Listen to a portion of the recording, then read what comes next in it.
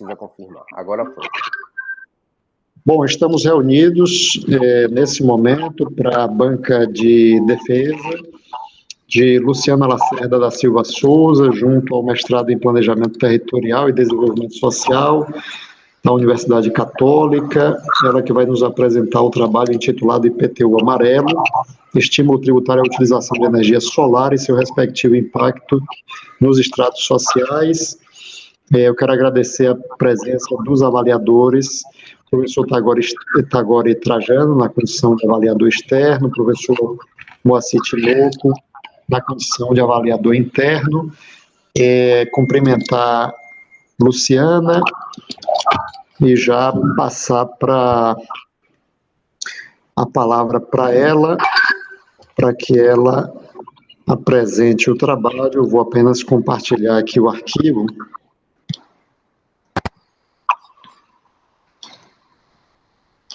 Luciana vai nos apresentar o trabalho, em seguida nós passaremos a palavra para os avaliadores, começando pelo professor Tagore e em seguida professor Moacir.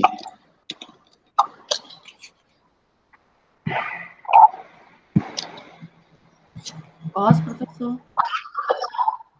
Pode sim, fique à vontade, é só o tempo de eu...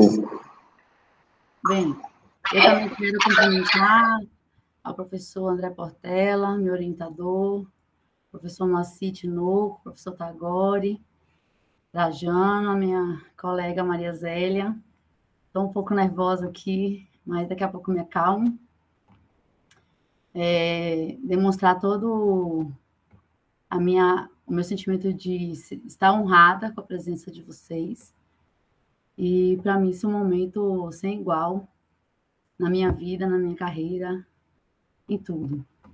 Esse tema, IPTU Amarelo, o estímulo tributário à utilização de energia solar e seu respectivo impacto nos estratos sociais em Salvador, ele iniciou, primeiro, eu estudando sobre, até com o professor Portela mesmo, e como aluno especial na UXAL, estudando sobre IPTU verde, e depois passei a uma análise do IPTU amarelo, esse estímulo, e claro, pensando mais na cidade de Salvador, passei a verificar como se daria o impacto nos estratos sociais. Claro que fazendo uma análise mais nas classes vulneráveis. Então, eu passo a apresentação agora, a falar alguns pontos rápidos para não fugir dos meus 20 minutos de apresentação. Eu vou falar sobre esses 3 pontos: introdução, desenvolvimento e a declaração dos resultados. Tem muito assunto, né, para se falar, mas os professores são já dotados de conhecimento acerca, então o objetivo não é explicar pontos assim, mas só declarar mais o que eu tive como resultado da pesquisa. Bem, o meu trabalho, ele é estribado exatamente no desenvolvimento. Então, para falar sobre desenvolvimento econômico, e para falar de desenvolvimento sustentável, eu parto, então, da nossa própria Constituição, inicio falando da nossa Constituição Federal, que no artigo 225 ela garante esse direito fundamental, dizendo assim: todos têm direito ao meio ambiente ecologicamente equilibrado, bem de uso comum do povo e essencial à sadia qualidade de vida, impondo-se ao poder público e à coletividade o dever de defendê-lo e preservá-lo para as presentes e futuras gerações. Para chegar em um direito assim fundamental na nossa Constituição, o meu trabalho, ele vem trazendo historicamente como se deu, como se chegou a essa defesa no Brasil. Então, eu parto falando desde da Declaração de Estocolmo, das 109 recomendações dessa declaração. Falo também do relatório desculpa se eu não pronunciar corretamente, o relatório de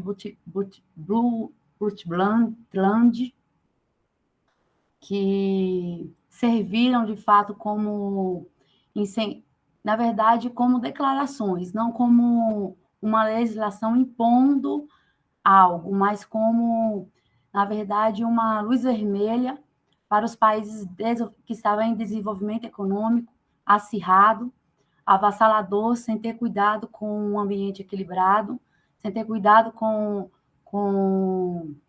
a própria natureza em si. E aí começou a se levantar diversos países.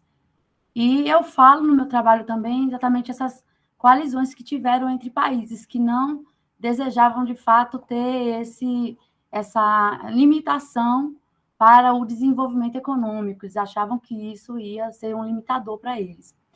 Então, inicialmente, não teve uma grande receptividade, mas, com o tempo, sim, vários países foram aderindo. Aí, chegando esses relatórios influenciando o Brasil, nós temos, então, a Constituição Federal. Isso bem já resumidamente. O que acontece com o IPTU amarelo? O IPTU amarelo, na cidade de Salvador, ele possui um decreto, 30.738 de dezembro de 2018, que regulamenta a lei 8.474 de 2013, e aí o município, por meio do IPTU denominado amarelo, oportuniza ao contribuinte o desconto fiscal para aquele que instala em sua residência as placas de energia solar com o propósito de promover a sustentabilidade. Então, é sabido de todos que a placa de energia solar, hoje, e sempre foi, é um instrumento de preservação ambiental, visto que outros tipos de usinas, elas danificam o meio ambiente, então seria uma saída para a sustentabilidade. Aqui no Brasil, e aqui em Salvador, mais especificamente, eu estou em São Paulo, mas aqui em Salvador, essas placas, elas, para serem implantadas por medida de governamental, por medida de prefeitura, só se dá um incentivo, que é um desconto no IPTU para quem implanta elas. E é nisso aí que eu vou, o professor pode passar, que eu vou ir fazendo meus questionamentos, minhas investigações. Então, o objetivo da pesquisa foi compreender o fenômeno com maior profundidade, sua eficácia socioambiental na aplicação de placas de energia solar em unidades residenciais através do incentivo, abordando a tributação ambiental utilizada na cidade de Salvador, denominado IPTU amarelo, e sua relação com a desigualdade social, demonstrando conceitos de desenvolvimento, bem como as novas medidas do desenvolvimento sustentável, interligadas às questões extras fiscais de indução impostas pelo Estado em razão ambiental, apresentando a dinâmica regulatória do IPTU em Salvador e sua política de incentivo, correlacionando isso à sua adesão enquanto mecanismo direcionado ao bem ambiental e seu respectivo impacto nos estratos sociais. Pode passar, professor. Aí os capítulos, eles são 5 capítulos, a introdução, e aí vem o capítulo 2, ele vai falar exatamente sobre a tributação ecológica. E aí eu vou falar sobre esse sistema de tributação ambiental e vou falar sobre a ordem econômica, mundial, nacional, internacional, a intervenção estatal enquanto algo necessário, principalmente para ser uma medida autorizativa ou proibitiva, porque a tributação ambiental, a extrafiscalidade, ela tem esse papel de proibir, na verdade, de incentivar o não fazer ou de punir também alguém que é o poluidor pagador, alguém que poluiu e paga por aquilo que fez de dano ao meio ambiente.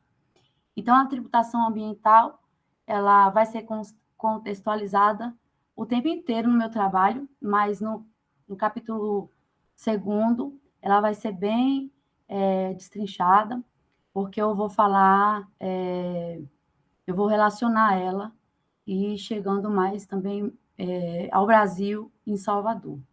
No capítulo 3, eu trago precedentes que são modelos já existentes,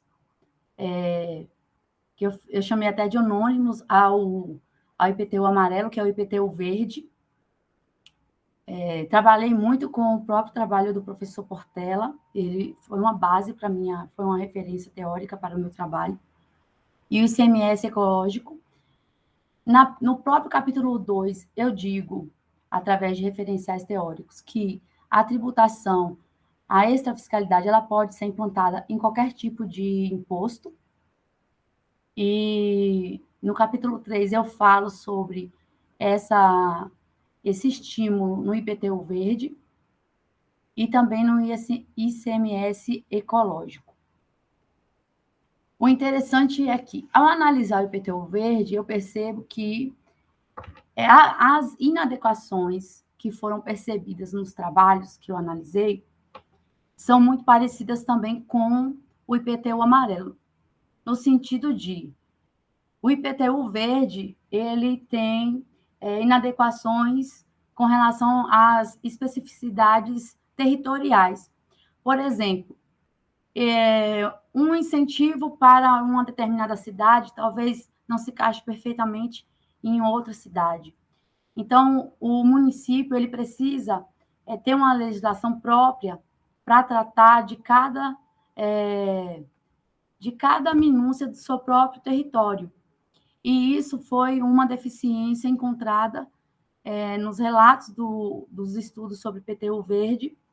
Não encontrei isso em estudos do ICMS ecológico, mas deixei muito claro que isso acontece também com relação ao IPTU amarelo. E aí eu digo, dando ênfase, o IPTU verde e o ICMS ecológico, eles deram ênfase como instrumento de proteção ambiental no Brasil, correlacionei com o planejamento urbano sustentável, frente ao Estatuto da Cidade, fazendo uma análise, a aplicação do PDDU na cidade de Salvador, apresentando sua importância como instrumento econômico na política de proteção, utilizados como uma ferramenta de gerência e indução de comportamento, servindo como modelo base para fomentar o objeto da pesquisa, que é o IPTU amarelo. Então, eu tomei por base esses dois tipos de estímulos para apresentar o meu. Tive uma grande dificuldade de falar sobre IPTU amarelo, porque aonde eu deveria encontrar fonte de informações, eu não tive essa facilidade. Então, eu tive que, para compreender ele, eu tive que compreender até demandas de estudos sobre a urbanização, deficiências da própria desigualdade social e fazer esse contraponto para compreender a situação do IPTU amarelo, porque da deficiência de alguns estratos sociais não ter o acesso nem às placas e nem ao incentivo fiscal. O capítulo 4 vai ser apresentado o IPTU, destacando a implantação dessa tecnologia. Então, eu vou falar muito sobre essa tecnologia, como ela se dá, vou tratar sobre a implantação das placas, a funcionalidade dela, a finalidade, e até aí está tudo muito bem, porque é formidável a implantação, a finalidade, a utilidade dela. E aí eu vou falar sobre a dinâmica regulatória também do IPTU, porque, como eu já falei, Salvador tem uma legislação própria acerca disso, levando esses benefícios de 10%, 20% e 30% para os moradores que adquirem que instalam as placas de energia solar. Pode passar, professor, por favor. Capítulo 5 vai ser como se fosse já um pouco já do resultado da minha pesquisa. Porque no capítulo 5 eu vou verificar o perfil desse usuário, o impacto que causa, no território na concessão desse programa, que tipo de impacto causa, e eu faço várias análises e trago diversos referenciais teóricos para falar exatamente dessa desigualdade social e fazer esse paralelo. Então, se eu compreendo que uma classe social pobre, ela não tem acesso à implantação de energia, das placas de energia solar, então ela não tem como ter o incentivo. E lá na frente também eu vou dizer, não quero ser repetitivo, vou passar até rápido sobre isso, mas se a classe também pobre, ela é isenta de IPTU, ela também não é bem um incentivo para essa classe. Então, qual é a classe que sempre vai ser mais privilegiada? É a classe alta, a classe média, porque além da facilidade da implantação de placa de energia solar, ela ainda vai ter o acesso ao desconto. Então, o impacto, na verdade, pode passar, professor. Eu trago já os resultados da minha pesquisa.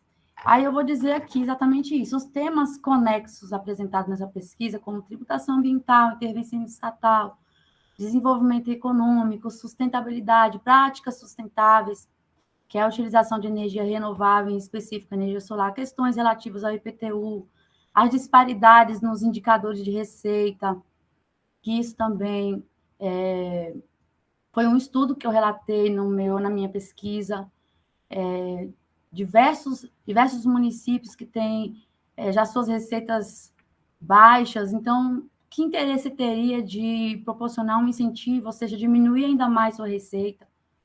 Então, já há uma dificuldade das próprias residências nem serem atualizadas o real valor venal do imóvel. Então, essas dificuldades todas já dificultam um possível incentivo fiscal. Aí eu vou falar também os aspectos técnicos das avaliações imobiliárias como forma de reduzir as distorções na tributação, o alcance da tributação ambiental o mais abrangente possível. São mensurações de externalidades em que se propõe a indução dos agentes econômicos à adoção de comportamentos ecologicamente mais benéficos, mais equânimes e abrangentes nos estratos sociais existentes em Salvador. Sobre as externalidades, eu vou falar um pouco mais abaixo, mas pode passar, professor. Eu já falei sobre isso, eu não vou repetir, pode passar também. Eu falei sobre o desenvolvimento. Bem, vou falar sobre o impacto exatamente territorial na concessão do programa de extrafiscalidade em Salvador. A tributação por intermédio da internalização, é isso que eu quero dizer.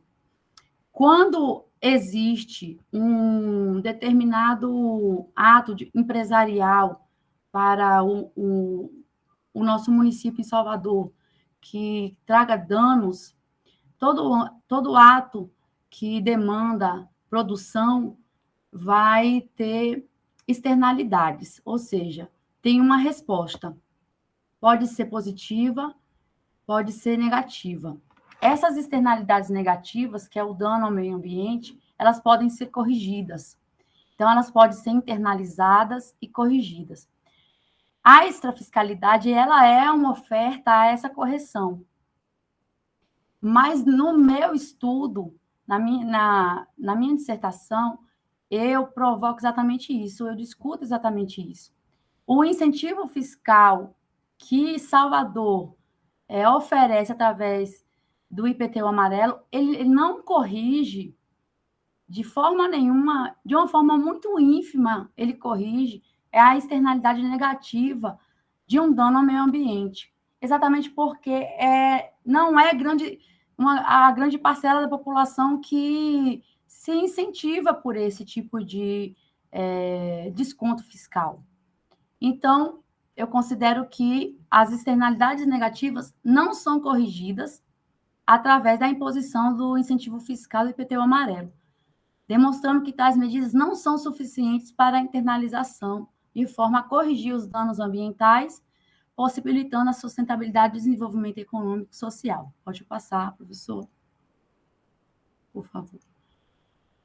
Mais um resultado a cidade foi produzida através do processo de urbanização, sendo tangível apenas classes médias e altas. No entanto, para os demais brasileiros, no campo e nas cidades restaram uma inclusão precária e confusa no território onde questões basilares de urbanidade não haviam e vínculos demonstraram extrema fragilidade relacionada à terra que ocupa em estado de plena vulnerabilidade. Bem, essa afirmação, ela se encaixa muito à situação que Salvador se encontra. A vulnerabilidade do povo, a precarização urbana, essa dificuldade de acesso até a outros tipos de demandas sociais dificultam muito o acesso à implantação de placas de energia solar.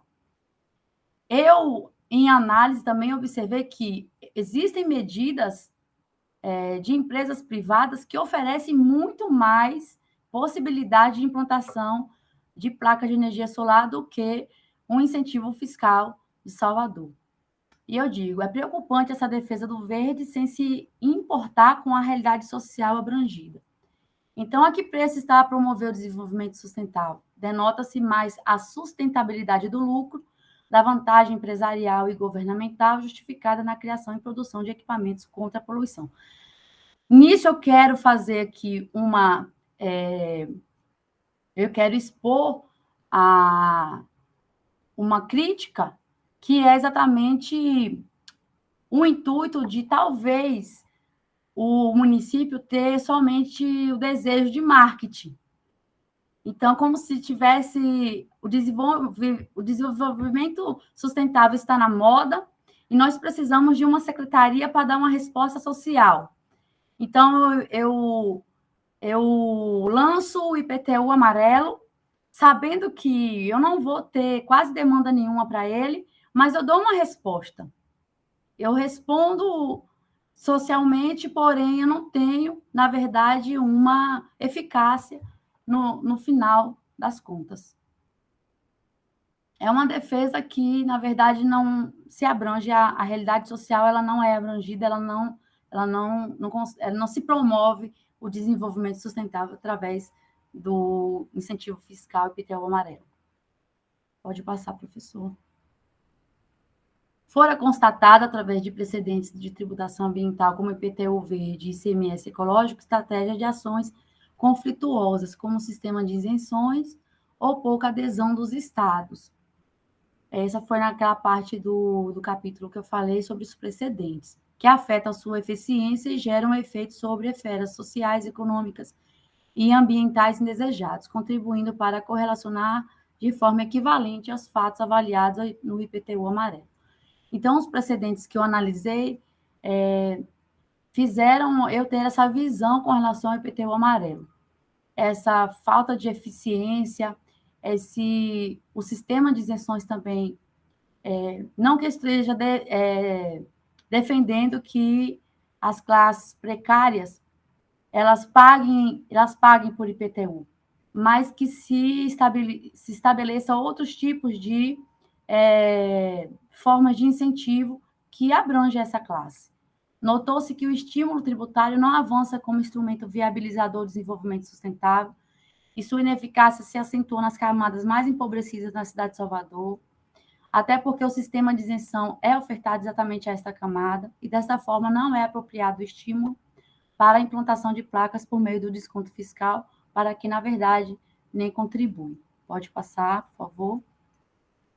Muito embora os princípios limitadores, aí o professor Tagore me ajudou com o artigo, eu tive uma visão interessante sobre os limitadores do poder de tributar, e fiz ampliei o meu trabalho com essa visão dos princípios limitadores. Percebi que, legalmente, há exatamente um plano muito bom, o PDDU, Estatuto da Cidade, vislumbra totalmente o direito ambiental, oferta esse limite ao poder de tributar, mas continuo afirmando que, com relação ao incentivo fiscal, ele ainda é muito fraco para permitir a sustentabilidade em Salvador. O controle urbanístico no que diz respeito aos espaços de proteção ambiental sobre os quais incidem leis federais, estaduais, municipais, a fiscalização, a aplicação de lei ocorre com mais rigor nas áreas valorizadas pelo mercado. Essa cidade legal reúne também a maior parte dos investimentos públicos, já que se faz a imagem que se assemelham das do primeiro mundo. Nisso, o arbítrio ocasiona um conflito na aplicação da lei, ou seja, a relação de favor impera soberana na gestão, na regulação, nos baixos investimentos na periferia, que obedece à troca clientelista. Pode passar. Foi evidenciada uma imensa pobreza de informações ofertadas pela Secretaria Municipal de Sustentabilidade, a SECIS, instituída em Salvador. Esses dados seriam extremamente importantes como balizador da real eficácia do incentivo fiscal em Salvador, pois poderiam apontar se de fato os imóveis estão instalando placas de energia solar incentivadas pela iniciativa municipal através do PTU, e se não, após instalar, se estão ao menos aderindo ao programa de desconto. Eu avaliei muito esse site, eu pesquisei muito, eu cheguei a ligar para a secretaria, eu peguei informações via telefone, eles me disseram que só tinha 40 processos desde que iniciou, 40 processos de pedido de desconto. Então, é um incentivo tão assim, que não chama a atenção da população, que nem é procurado. A cidade de Salvador é uma cidade tão grande, com uma população tão grande, com tantos imóveis, e tem 40 processos aprovados de 43 que foram solicitados. E eu falo isso também no meu trabalho. E, apesar dessa dificuldade de investigação, se conduziu por caminhos análogos, como dados fornecidos pelo IBGE, Neoenergia, IPEA, Cefaz. Eu comecei a fazer análises assim, para observar quem é que contribui na cidade de Salvador. Comecei a analisar as receitas tributárias com relação ao IPTU. Percebi em diversas tabelas que eu apontei no meu trabalho que Salvador ele tem uma receita muito favorável. Então, a gente percebe que é política mesmo, pública, a falta disso que faz com que as pessoas não se interessem por algo tão importante. E autores que eu também... Luciana, desculpe te interromper, mas só até para lhe ajudar, inclusive, você está com 25 minutos de apresentação, eu vejo que tem alguns slides ainda, se você puder já encaminhando para finalização, seria importante. Tá bom, professor. Ok. Então, eu fiz essa análise observando tabelas do IBGE, da Neoenergia, que é uma empresa privada que oferece um 50% de desconto para as classes menos favorecidas para a implantação das placas. Então, são sistemas assim interessantes para se estimular a implantação de placas. Pode passar, professor.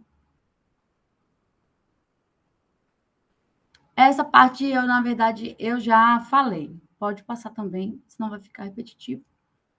Eu falo sobre essa modernização ecológica no meu trabalho, falo sobre, através de professores como a própria professora Nayá, parece que sim.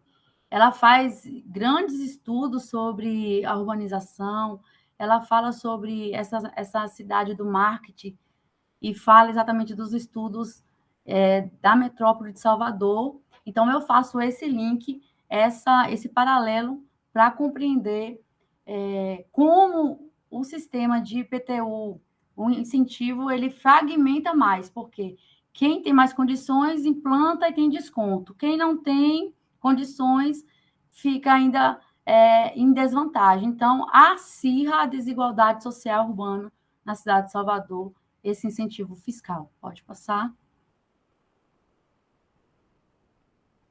Pode passar, professor. Já falei sobre a Neoenergia, que é um exemplo.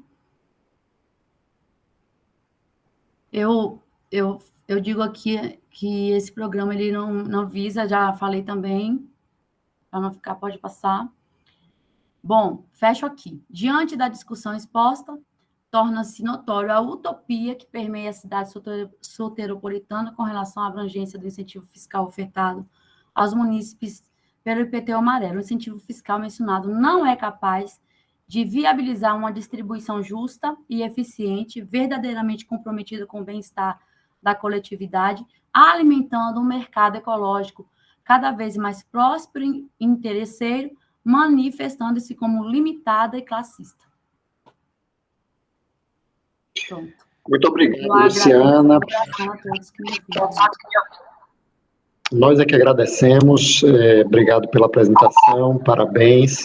Eu vou passar, então, a palavra para o professor Tagore, que é uma das referências nessa área de direito ambiental, é nosso colega junto à Universidade Federal da Bahia e também junto à Universidade Católica, onde atua como professor e coordenador do mestrado em Direito. Professor Tagore, fique absolutamente à vontade. Mais uma vez, muito obrigado pela sua presença.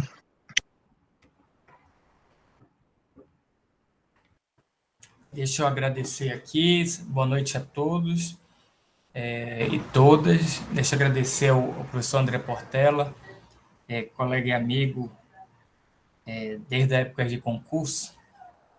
De concurso. O André está com ar europeu agora, a barba de duas cores, entendeu?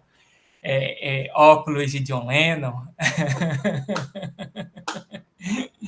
É uma pessoa que eu tenho grande amizade, e foi ele, eu estou até devendo, tenho que chamar o André para algumas bancas de meus orientandos também. Às vezes não faço, porque eu vejo ele com tanta atividade, eu falo assim, deixa o André um pouco mais quieto, mas deixa eu agradecer desde já o convite. Deixa eu dar uma boa noite também, agradecer ao Moacir. Moacir, a gente vem discutindo nesse período de pandemia e debatendo diversas questões, Luciano, e ele vem colaborando bastante, principalmente, eu sou um cara muito inquieto, e Moacir, ele topa as brincadeiras, eu acho isso bem legal, que eu falo assim, Moacir, o que é que você acha? Não, vamos fazer. E é bom encontrar alguém assim para a gente não sonhar sozinho, né? Botar planos em ação só é muito chato. E eu acho que, deixa eu falar com Maria Zélia também, que eu não conhecia. Oi, Maria, tudo bem? E a Luciana, né, que é a nossa candidata de hoje, a futura mestre em Direito. Em Direito, não, aqui é o ato falho do programa, em Planejamento Ambiental e Territorial. E eu fico percebendo também que, quando eu vim para a sua banca, Planejamento Territorial e Desenvolvimento Social, tá vendo? Quando eu vim para a sua banca de qualificação, Luciana, corporativismo, assim foi, eu já puxando para mim já. Quando eu vim para a sua banca de qualificação, Luciana, eu vi um trabalho já bem feito, já bem delineado. Eu acho legal, para você ter uma ideia, eu comecei a falar um pouco mais sobre tributação ambiental depois que eu comecei a frequentar as bancas com o André. Ele me trouxe para esse desafio. Eu me lembro que há uns 2, 3 anos atrás eu vim para uma banca dele de doutorado que era sobre resíduos sólidos também. A gente começou a implementar isso lá na Federal como um desafio. Direito ambiental é uma área muito ampla, bem transdisciplinar, então você tem que saber um pouco de tudo, né? Eu tenho que saber do tributário de André até o penal de Fábio e outras áreas. Então, cada um desses professores vem puxando a gente, desafiando a gente para ir para essa área de pesquisa. E quando eu vi o seu trabalho, eu fiquei muito alegre, porque eu tive uma orientanda que você cita até no trabalho, a Maíra, a gente falou na qualificação. E essa orientanda, ela chamou Pedro Caime. É Pedro Caime, não é isso, André? Pedro Caime para uma banca com a gente lá na Federal. E ele fazia cada pergunta na banca e eu tentando, Pedro, responda aí que eu vou aprender aqui com você hoje. E eu percebi que você absorveu muito do que eu vi na banca da Maíra, lá na Federal. A gente discutia, né, a ideia de IPTU amarelo, saímos do verde, agora estamos no amarelo, buscando novas alternativas, que eu acho que o seu trabalho ele já vai um pouco mais além, Luciana. Eu acho que ele já avança em uma perspectiva de dialogar também com que tipo de extrafiscalidade, que tipo de sanção premial a gente está dando. Premiar os já premiados, eu achei bem interessante o que você falou. E eu tenho, você tem me estimulado a isso também, André. A gente tem pensado muito isso, né? Que tipo de estímulo, promoção, a pandemia fez com que a gente refletisse, Luciano. Esse seu trabalho ele chega em boa hora. Eu gosto muito de olhar mercado imobiliário, financeiro. É um hobby, viu, André? E eu percebo que hoje, seja no imobiliário ou no financeiro, você está na crista da onda, falando sobre estímulos, extrafiscalidade, estímulos premiais para os grandes empreendimentos, como em práticas ambientais, sociais, de governança também, dentro do mercado financeiro, que é o que você vem trazendo no seu trabalho, entendeu? A ideia de uma tributação ambiental, aí a gente vai para várias áreas, desde do carbono zero até o estímulo, como você traz no seu trabalho, da compra das placas que começaram lá na Geórgia. Eu vi que você trouxe até uma figura, placas de energia solar.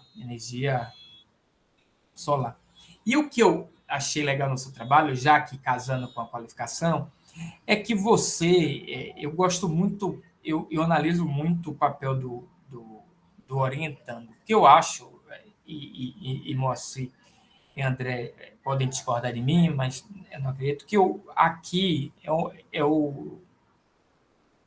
é a chegada, né? É uma chegada para uma nova partida. Mas, para você chegar até aqui, teve muito caminho, entendeu?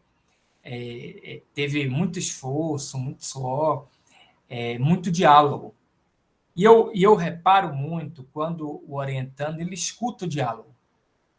Eu gosto muito do orientando que não nos dá muito trabalho, né? Aquele orientando que escuta o que é pedido, ele é importante porque ele cumpre um papel fundamental na academia, de compreender que é um passar bastão, né?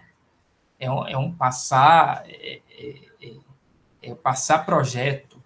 E eu gostei porque quase tudo que a gente discutiu na qualificação, fui reolhar, né, Luciana? Eu falei assim, o trabalho da Luciana, eu vou ver se ela... Eu fui olhar e eu gostei porque eu vi que você fez, entendeu? E, pô, você vai para a qualificação, chega na banca final orientando, o aluno ele não faz nada que a gente pediu na qualificação, a gente já fica cansado na leitura porque vai falar a mesma coisa, entendeu? Então, quando eu peguei o seu trabalho, aí eu fui ver, será que ela está ainda aquele monólogo que só fala de um autor, entendeu?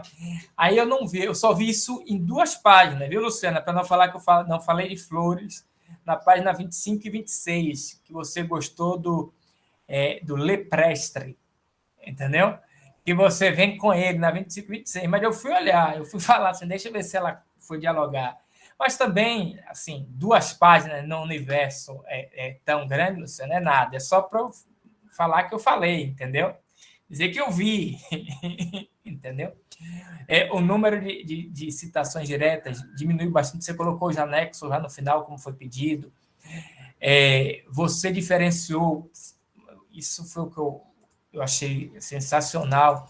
E já convido você, seu orientador, a publicar na revista do programa. Deixa eu puxar aqui, que Moacir, se não fica com a publicação para o programa dele, de André. Se quiser, publica com o André na revista do programa, lá de Direito da Natureza, que foi essa divisão aqui em IPTU, IPTU amarelo, o capítulo 4 e 5 ali, né? Que, na verdade, é o capítulo 3 e 4. Essa parte de IPTU amarelo em Salvador, impacto territorial na concessão de programa de extrafiscal em Salvador, ficou do jeito que eu gosto. E qual é a forma que eu gosto? É que vai direto ao ponto, né, Luciano?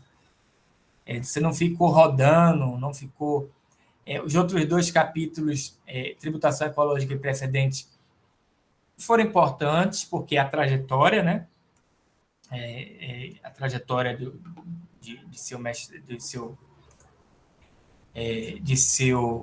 mestrado, mas, ao mesmo tempo, deixa eu botar aqui que mudou a página aqui enquanto eu falava com você, mas, ao mesmo tempo, eu achei que você foi direto ao ponto e trouxe uma questão para a gente importante. Qual é a questão? É de ir direto ao seu problema, ir direto... Eu ia lhe fazer uma pergunta, qual a diferença do IPTU verde por amarelo, mas você responde no seu trabalho, entendeu? Uma pergunta óbvia. Você coloca lá no seu trabalho quais são as novas vertentes que a tributação ambiental vem tomando, porque a maioria dos trabalhos de tributação ambiental é ICMS ecológico e IPTU verde, você já vem traçando, vem mostrando, dá uma diferenciação, vai até os ODS para mostrar lá que em um dos ODS se pede a possibilidade de energias renováveis. Eu achei esse diálogo bem interessante, viu? Sendo bem direto na sua avaliação. Mas, para mim, o ponto crucial do seu trabalho está lá no capítulo 4, que é 5 na numeração aqui, em que você fez esse diálogo que você demorou um pouco na sua apresentação. Qual seja, é que serve a quem, né? Serve a quem? Eu gostei muito. Para quem serve? Eu tenho uns amigos de fora do país que eles chegavam aqui em Salvador, tá, agora faz uma visita, pá. Aí chegava aqui em Salvador, iam nos museus, frequentavam alguns ambientes. Eles diziam assim para mim, poxa, Taguara, os ambientes no Brasil em que as pessoas podem pagar e deveriam pagar, as pessoas não pagam. Entendeu? Poxa, a pessoa de classe média não pode ir para o museu e pagar o seu museu bonitinho, nem que seja por meia entrada. A pessoa, ou seja, aquele que tem acesso à cultura, ele tem um estímulo estatal muito grande, que é o seu ponto. Aquele que tem acesso, que tem um padrão financeiro mais alto, tem acesso à cultura, educação, saúde, ele tem estímulos, até outro dia, para você ter uma ideia, Luciana, para dialogar com o seu tema, até outro dia, aquele que sofria um acidente de trânsito, por exemplo, o seu primeiro atendimento era feito pela SAMU, né, público, depois para um hospital público para prestar o primeiro atendimento, mesmo que ele tivesse plano de saúde. E depois ele poderia pedir uma remoção, a depender, e ir para um hospital privado. Mas todo esse custo ficava para o Estado, e o Estado foi pedir ao Supremo Tribunal Federal para dizer assim, olha, se Tagore, por exemplo, tiver plano de saúde, eu vou pedir ressarcimento ao plano. Está entendendo o que eu quero falar? Não essa ideia de um Estado que vai arcar com todas as consequências, todos os problemas da humanidade, ela não se sustenta, entendeu? E principalmente que a gente sabe que não é isso. Arca com, como você trouxe no seu trabalho, o estímulo vai para determinados grupos. Então, quando eu vi isso, deixa eu exemplificar aqui a página, que eu coloquei assim, muda aí também para mim, Luciana, na página 82 e 83 e seguinte, você sempre, quando fala de um autor, você coloca o autor, não precisa não, bota o nome da pessoa direta. Aí deixa eu só pegar a página aqui que eu ia falar disso, né? De IPTU amarelo aqui. Deixa eu só ir nela aqui. Aqui. Quando você traz aqui, que eu achei bem interessante, que é receitas. Você, Luciana, você sua graduação é em que curso? Pode falar. Direito. Ótimo. Sabe por que eu estou dizendo isso? Porque quando eu olhei aqui, eu achei que você gostava da área contábil. Porque nesse capítulo, você trouxe para a gente, eu estou só botando aqui, viu, na página. Você trouxe algumas tabelas, achei, aqui da Cefaz, quanto foi arrecadado, o que não foi, quanto foi de estímulo, coloca em comparativo com de outros estados, mas ao final você chegou à conclusão que, apesar que todos são poluidores, o objetivo da norma tributária, se volta aqui, tratar os desiguais na medida de sua desigualdade, devendo receber tratamento diferenciado, sendo puro engajamento das finalidades de preservação. Aí, minha amiga Luciana, eu tenho um aluno agora, aqui no programa em Direito, que ele quer escrever sobre... Tem um orientando na área tributária, a Jamile, e o Vanderlei quer escrever na área tributária, orientando de João Glicério. E a gente fez um seminário da turma, né? E ele me fez uma pergunta no seminário. Ele está agora, é novo, acabou de entrar, entrou agora no meio do ano. Ele está agora, e como é que eu vou casar... André, lembrei de você. Como é que eu vou casar o debate tributário com o debate sobre relações étnico-raciais? Como é que eu vou fazer esse discurso? Eu não... Tem muito a ver, ele tinha acabado de... Eu falei assim, você tem que assistir André lá, que a gente fez Reforma Tributária e Desigualdade Social. E pegar o seu trabalho, Luciano.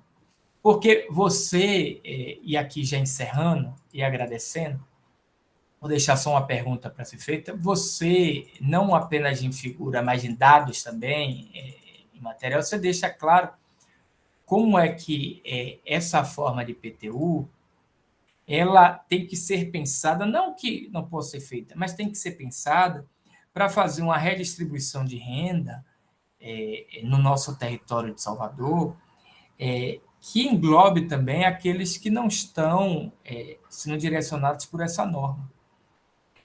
Talvez, aqui, para a gente pensar uma alternativa, talvez aquele que não pague IPTU não se veja encorajado, né, de utilizar essas práticas. Mas talvez a gente possa compensar esse desencorajamento com estímulos e melhoramento naquela área para que no futuro, quem sabe, a gente possa repensar também se a gente está dando estrutura, está dando espaço, está dando melhorias, habitação. Talvez com o tempo a gente possa incluir aquele indivíduo também no braço do Estado, na tributação do Estado. Eu brinco, André, que o problema não é pagar imposto de renda. Acho que não é esse o problema.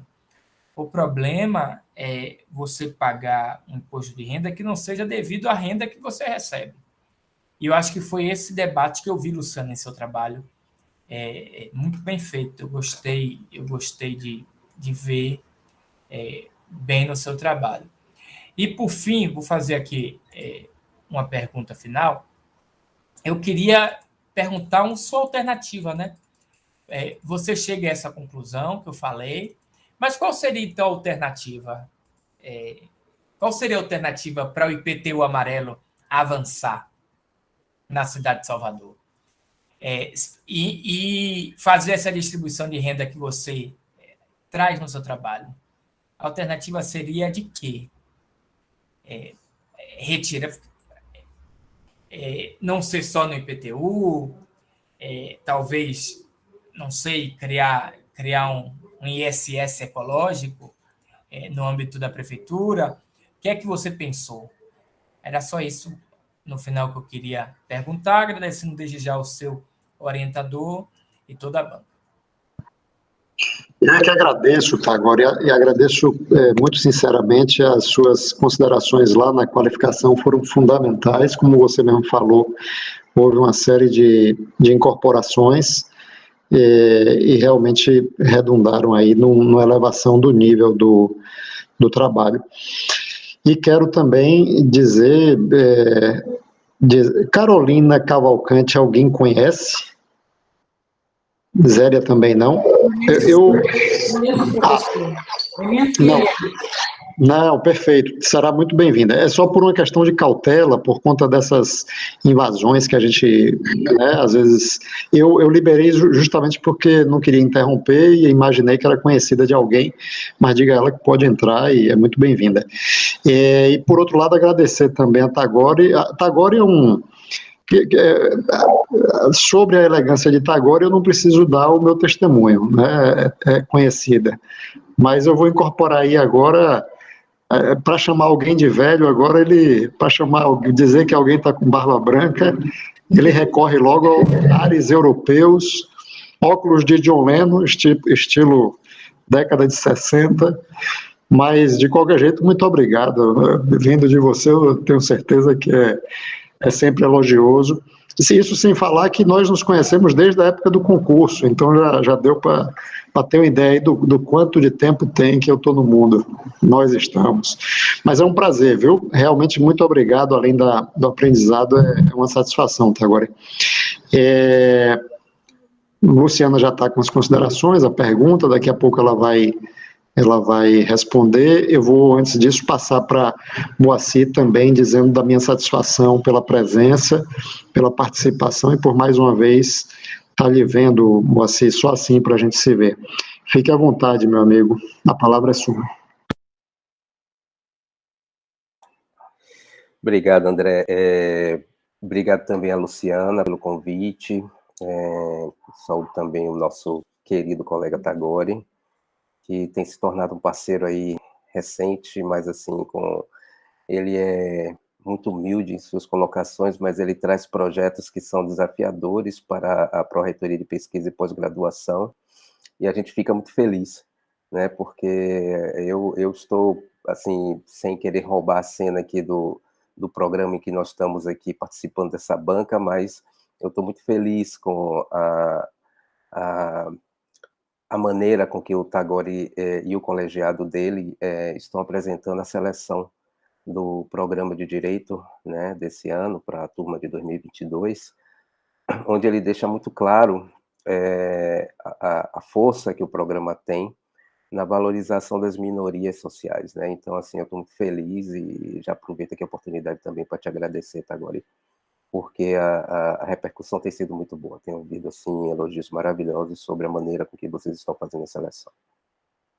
E, André, muito obrigado mais uma vez, né? Eu fico sempre, ao mesmo tempo, surpreso, mas gratificado com seus convites para participar da banca. É um sinal de que, mesmo que eu não acredite inicialmente que eu possa contribuir muito, se você me chama de volta é porque você acredita na minha capacidade de contribuição, né? E, então, eu te agradeço aí pela confiança, pela oportunidade, agradecer a Luciana. Eu devo dizer aqui, logo de início, Luciana, que eu tive muita satisfação em ler seu trabalho. Você tem uma narrativa muito clara, muito limpa, obviamente sempre há ajustes a fazer, né? Isso é natural, isso é normal. Não seria bom se não fosse assim, né? Então, é parte do nosso crescimento, né? Então, eu fico muito feliz, fiquei muito feliz em ler seu trabalho.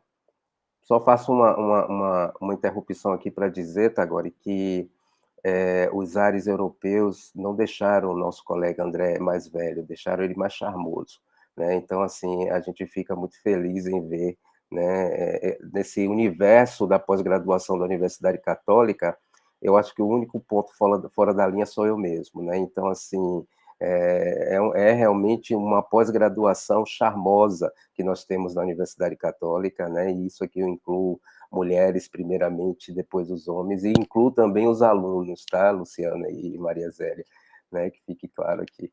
Então, a gente tem muita felicidade, eu tenho muita felicidade de estar nesse lugar, mesmo que na condição pro tempore, porque eu tenho crescido muito profissionalmente, pessoalmente, tenho aprendido muito e é por isso que eu agradeço.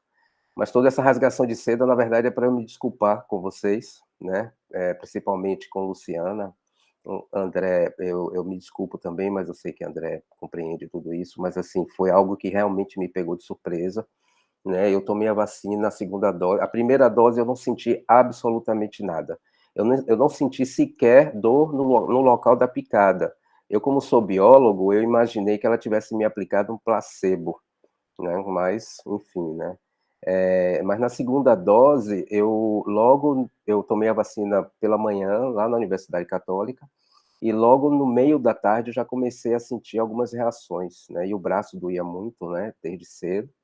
E aí, no outro dia, eu já levantei muito mal, né? Fui até trabalhar, aí não aguentei, aí pedi desculpas lá a Silvana e os outros pró-reitores, fiz, eu tenho que ir para casa porque eu não estou aguentando, preciso deitar, meu corpo está pedindo para repousar, né?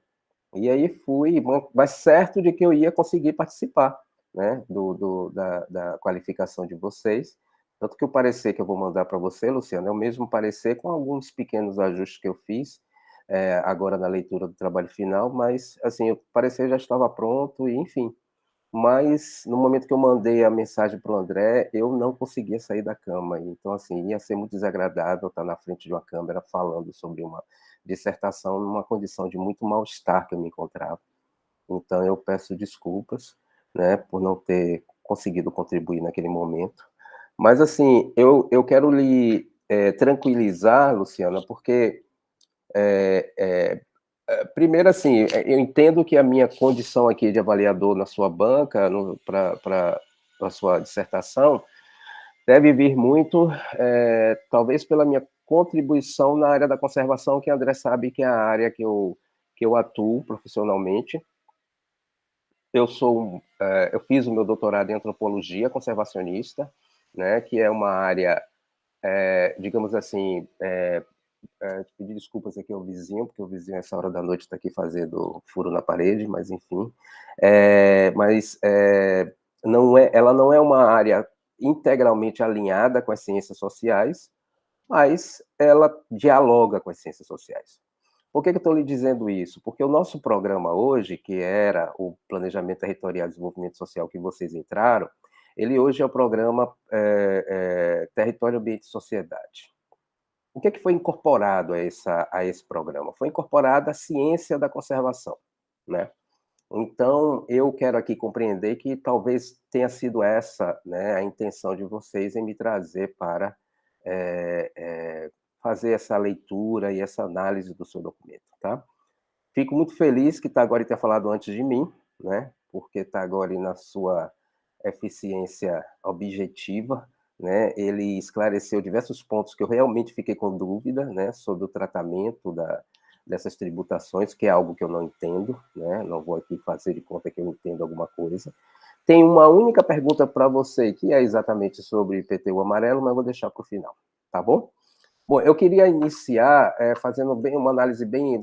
prometo, André, que eu vou procurar ser bastante objetivo, mas assim, fazer uma análise... Eu vou mandar um manuscrito para você, Luciana, com algumas partes amarelas, e aí ali você já vai entender do que é que se trata.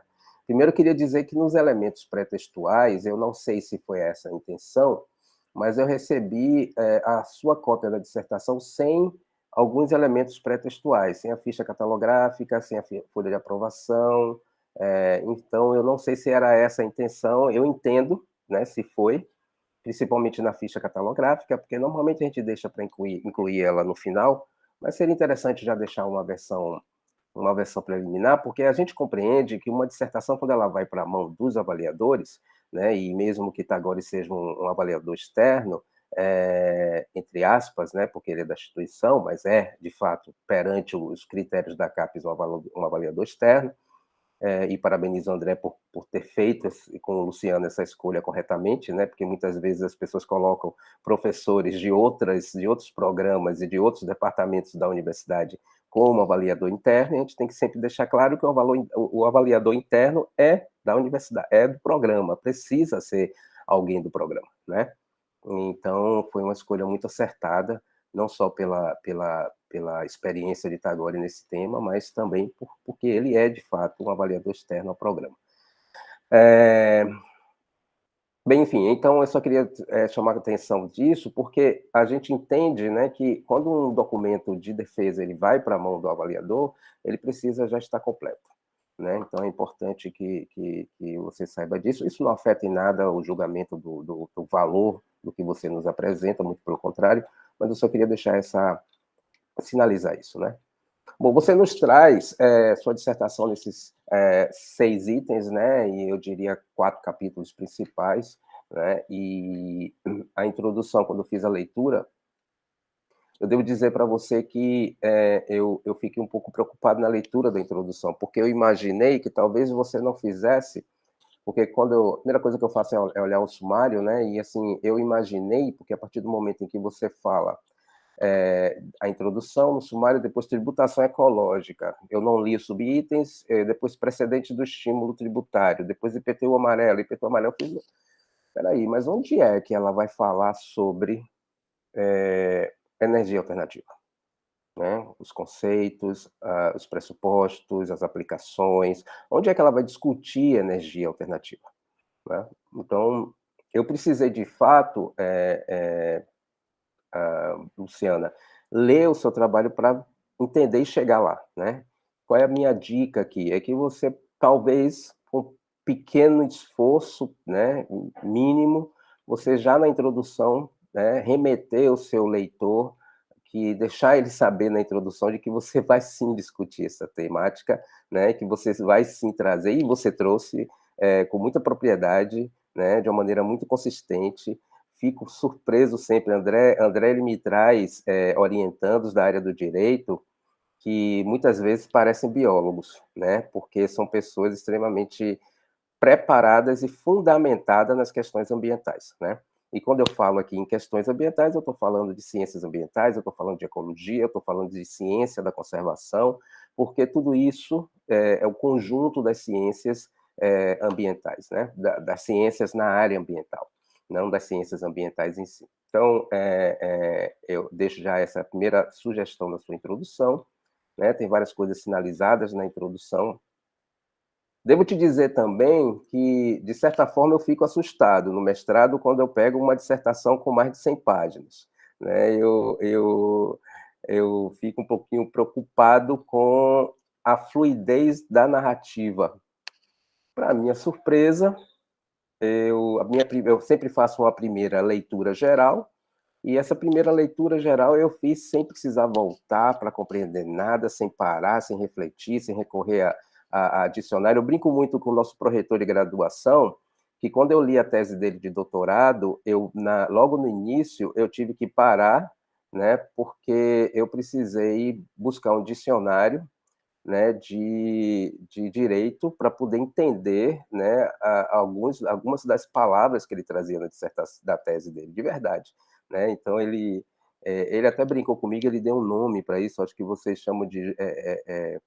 vocês da área de direito têm uma brincadeira com isso, eu chamo de juramentês, é isso? Juridiquês. Juridiquês, isso, exatamente. Ele não é juridiquês, você aprende fácil, é muito parecido com o português, enfim, ele brinca muito com isso.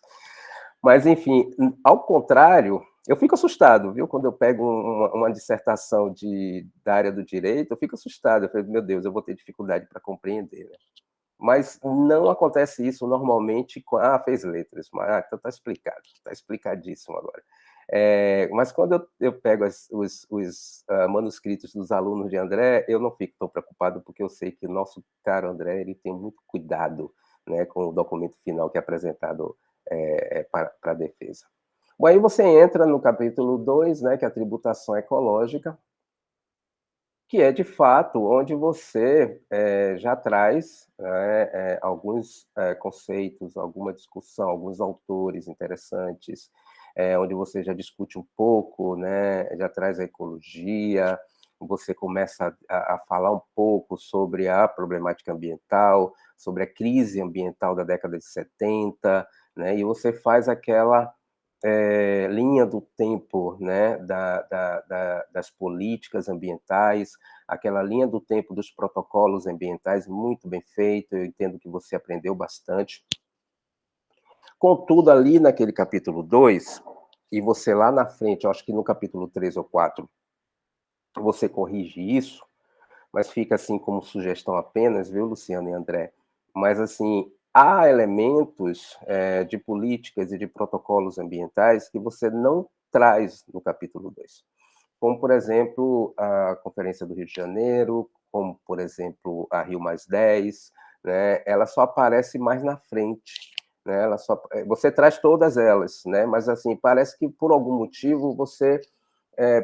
eu entendi o porquê que você levou lá para o capítulo 3 ou 4, mas assim, eu acho que vale a pena comentar, porque fica parecendo que há uma lacuna. Você está falando acho que você está falando de alguma política ou legislação da década de 80, não me recordo agora, e você já passa para falar da Agenda 2030 e dos ODS, né? Então, assim, ficou parecendo que, quando você vai lendo, você fica, nossa, mas tem muita coisa aqui que ela não trouxe, né? Foi essa impressão que eu tive, né? Como eu me deparo muito com essas políticas e protocolos e cartas e declarações, eu já imediatamente identifico, não, tem uma lacuna aqui, tem um gap, eu acho que talvez valha a pena só mencionar e dizer no período simples, né?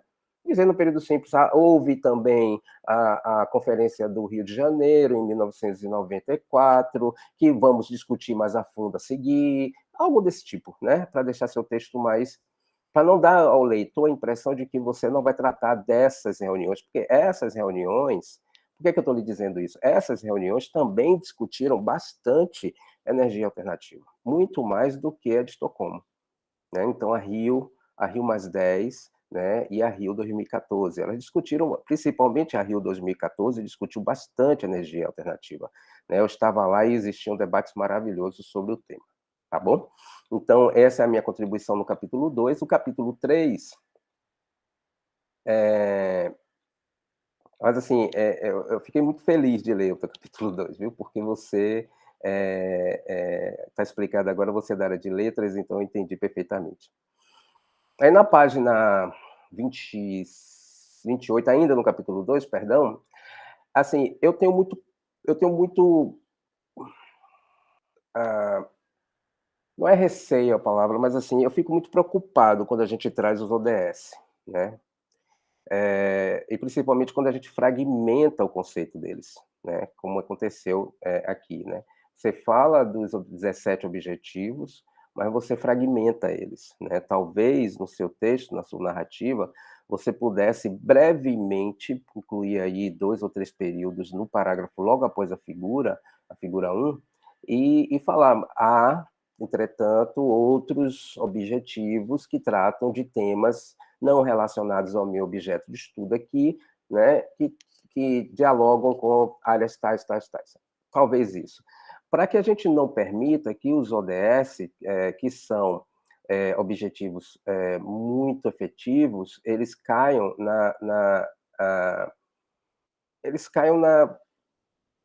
na retórica ambiental, na retórica da conservação, né? As pessoas precisam realmente incorporar isso.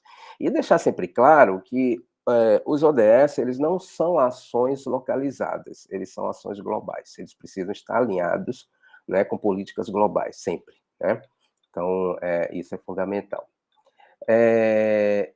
E aí eu vou, sim, agora para o capítulo 3, onde você nos traz... capítulo 2, ele é bastante extenso. Estou passando aqui todas as páginas. Sim. Aí você nos traz os precedentes de estímulo tributário para fins de preservação ambiental.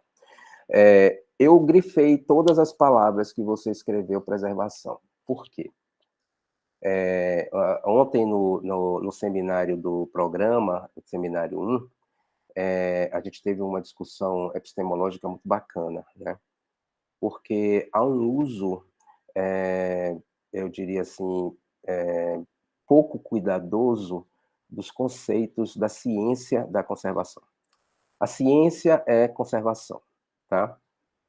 Preservação, sustentabilidade, a própria palavra conservação, que está dentro da ciência da conservação, são estratégias, tá? Então, assim, há um certo equívoco no uso da palavra preservação. Quando você está falando de energia renovável, energia alternativa, que de fato aqui você não fala energia alternativa nem renovável, você fala de energia limpa, mais à frente eu vou falar um pouco disso, você não pode falar de preservação, porque a preservação na ciência da conservação, ela subentende não tocar nos recursos naturais. Quando eu falo que um projeto ele visa a preservação ambiental, eu estou dizendo que eu não vou tocar nos recursos naturais. Esta é a definição de preservação. Quando eu falo que eu tenho uma área de preservação permanente, que é do direito, né, aí do colega Tagore, área de preservação permanente significa que eu não posso tocar. Por exemplo, manguezal, por exemplo, duna, por exemplo, topo de morro, enfim, eu não posso tocar. É área de preservação permanente, tá certo? Então, quando você está falando de estímulo à tributação, estímulo tributário para fim de preservação ambiental, há um equívoco aí. O termo correto deveria ser conservação ambiental. Ou simplesmente conservação, né? Que já está incorporado no vocabulário acadêmico e as pessoas já entendem. Eu sei que algumas pessoas, principalmente o pessoal da história, né, o pessoal da arqueologia, eles não gostam que você utilize apenas conservação, porque eles dizem que isso remete à conservação de peças históricas, de arte, de documentos históricos, né? O pessoal do LEVE, por exemplo, na Universidade Católica, eles não gostam que se use apenas conservação, precisa dizer qual o tipo de conservação que a gente está falando. Mas eu queria destacar isso, tá, Luciana? Eu coloquei no manuscrito algumas sugestões de autores que você pode utilizar para embasar esse tema e talvez colocar lá em cima, quando você começa a falar de preservação, de conservação, de fato, você colocar uma nota de rodapé, citar talvez o Sutherland, ou citar talvez o Miller, enfim, né? Existem alguns autores que você pode trazer que vai resolver tua vida em relação a esses termos, né? Digamos assim. Eu fico muito preocupado com isso, porque a gente precisa... a área que mais utiliza equivocadamente, de fato, o conceito de preservação é o jornalismo, é a comunicação, é a mídia, que não deveria fazer isso, né? Porque eles deveriam ter a responsabilidade de utilizar o termo conservação e preservação corretamente, né? Para que eles não incutissem na cabeça da população, dos leigos, um conceito errado, né? Então, isso é importante, né? Então, é muito comum você ouvir repórteres, jornalistas falando unidade de preservação. Não existe unidade de preservação. São unidades de conservação. O que é conservação? É usar racionalmente, é a busca pela sustentabilidade. Tá certo? Pessoal, desculpa essa fala, mas assim, é porque eu acho importante que a gente uniformize isso, porque isso vai trazer muito valor ao seu estudo, ao seu documento, né? Então, eu fiquei bastante estimulado a te dizer isso aqui, né? Para que a gente não perca, né, essa oportunidade, tá certo? Lá mais na frente, aí a gente começa a falar, e a gente começa a falar muito de energia limpa. Nós, conservacionistas, não acreditamos em energia limpa. Por quê? Porque existe muita degradação na fabricação dos componentes da energia limpa, entre aspas, existe muita degradação na disposição final do resíduo dessa energia limpa, né?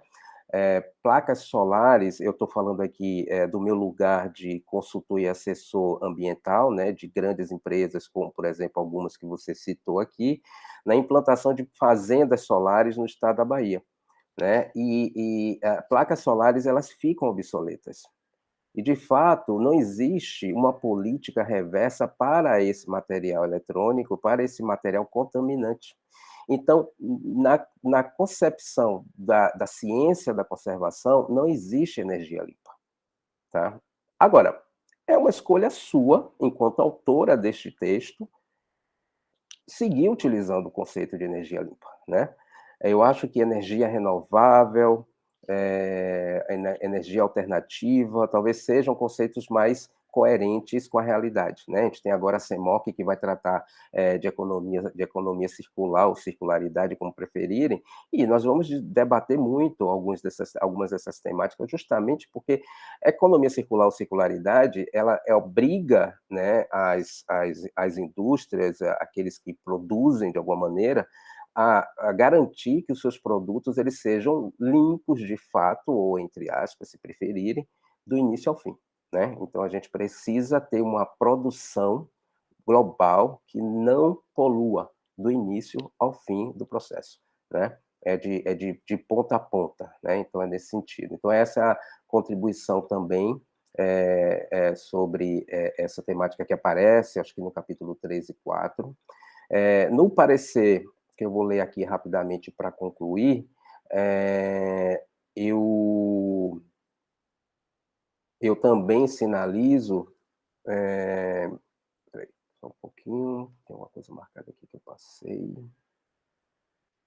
Assim, no parecer eu também sinalizo que, assim, eu fiquei um pouquinho preocupado, né? Eu vou confessar para você que eu não fiz uma análise quantitativa disso, mas eu fiquei um pouquinho preocupado. Essa é uma questão de estilo, tá? É uma questão de estilo das ciências naturais, que é a minha ciência de origem, mas, assim, eu olhando suas referências, me dá a impressão que você... eu não sei, eu acho que o André vai poder te ajudar muito mais nisso do que eu, né? E também é importante eu até ouvir, você ouvir o seu orientador sobre isso, porque ele é a autoridade aqui no documento, depois de você também. Mas, assim, eu acho que eu fico muito preocupado, e eu digo muito para os meus alunos isso, né, meus orientandos, que eles carregam as referências em lei, em portarias, em instruções normativas. Isso não é literatura, né? Então, assim, talvez aí ouvindo o Tagore, que Tagore ele comentou algo sobre a sua qualificação, em que você trouxe talvez poucos autores, e agora você, né, trouxe um número maior de autores, enfim. Então, assim, eu acho que talvez exista um pouco de... Não sei, eu posso estar sendo leviano e dizer talvez um excesso no uso no corpo do seu manuscrito, da legislação. Talvez aqueles quadros que você traz, ou tabelas, não me recordo, eles pudessem ir para o final da sua dissertação, né? E aí você teria uma dissertação não tão extensa quanto você tem. Não sei, só uma sugestão também, mas, assim, é porque nós, nas ciências naturais, a gente não costuma fazer muito uso da legislação dessa forma, né? Então, a legislação, ela realmente... Mas eu entendo que na área do direito vocês têm esse cuidado, né? Vocês têm essa relação mais próxima, né, com os documentos legais.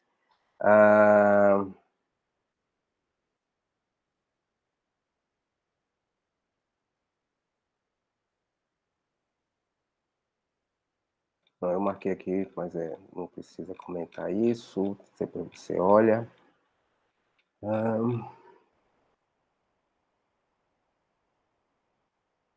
Então, aí você lá na página 64, figura 3, você aparece com o conceito de mudança climática, né? Então, aí também é uma preocupação de uma pessoa da área da conservação, né? Eu acho que mudança climática, ela não pode aparecer, né? Então, você traz aqui, você começa a falar um pouco de mudança climática, você cita o André Fraga, enfim, né? Sobre a reunião que houve, né? Sobre o observatório também, sobre, enfim, sobre a Câmara Temática, né, de Mudança Climática, que inclusive a Universidade Católica tem cadeira, né? Eu costumo também participar dessas reuniões.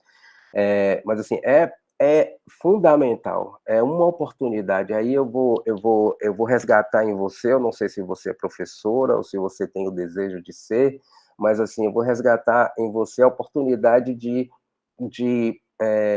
contribuir com o aprendizado do seu leitor e conceituar e definir o que é mudança climática e trazer um pouco dos autores. Talvez uma nota de rodapé resolva isso, né? Não apenas falar mudança climática sem definir o que é isso que você está falando, né? Então é importante. Eu acho que ninguém tem mais dúvida do que é mudança climática depois do que aconteceu a semana passada em São Paulo, Minas Gerais, e que está acontecendo na Chapada Diamantina, né? Então, acho que a mudança climática ela está muito clara aí para a população. Tem um autor que você traz, que é o Marcel Brustin, de 2020, muito recente, por sinal, e aí é uma coisa também que eu parabenizo você, né? Você faz um recorte temporal muito bacana. Eu vou discordar só de passagem, tá? Eu vou discordar com ele que a luz do sol é um bem livre e ilimitado. Não é. Não é ilimitado. Ele é ilimitado para a vida humana, para a espécie humana, tá? Mas o sol vai morrer um dia.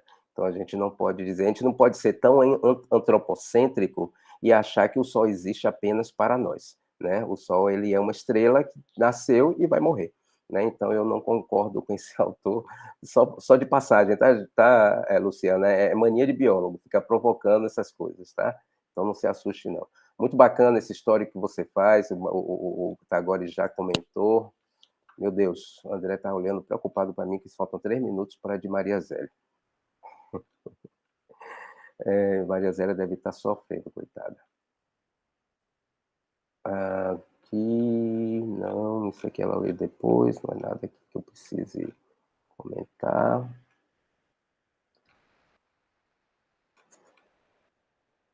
Eu só estou assim, fazendo essa passagem, todo o documento, para que qualquer coisa que você queira comentar, fique à vontade, tá?